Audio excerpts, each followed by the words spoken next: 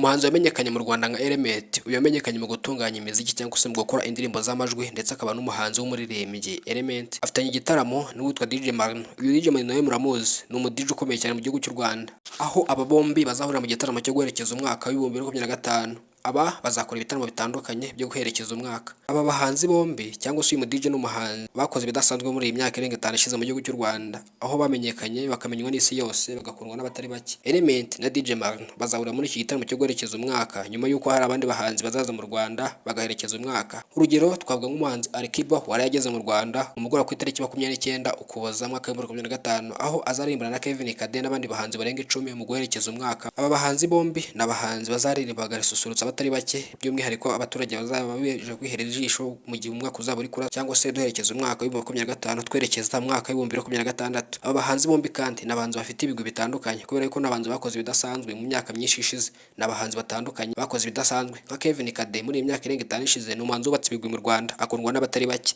yubaka ibigwi akundwa n'abantu b'igitsina gore, yasohoye indirimbo zitandukanye zaribwe n'abatari bake ndetse zikundwa n'abatari bake. Ndetse twavuga nk'umuhanzi Alikiba. Alikiba ni umuhanzi wakoze bidasanzwe muri Tanzania, muramuzi mu ndirimbo zitandukanye zakunzwe n'abatari bake ndetse ikaba indirimbo zubatse ibigwi ku isi hose ndetse no ku ruhando mpuzamahanga. Aba bahanzi bombi n'abahanzi batandukanye bakoze bidasanzwe bakundwa n'abatari bake, bahagurutse imbaga nyamwinshi ku isi hose ndetse no mu Rwanda, by'umwihariko muri East Africa Community, muri Uganda, Kenya, Tanzania, Congo n'ahandi. N'abahanzi badasanzwe yabo mu bihangano byabo, imikorere yabo, imiterere yabo n'ibindi. Urukundo bafitiwe n'abafana babo ni urukundo rudasanzwe.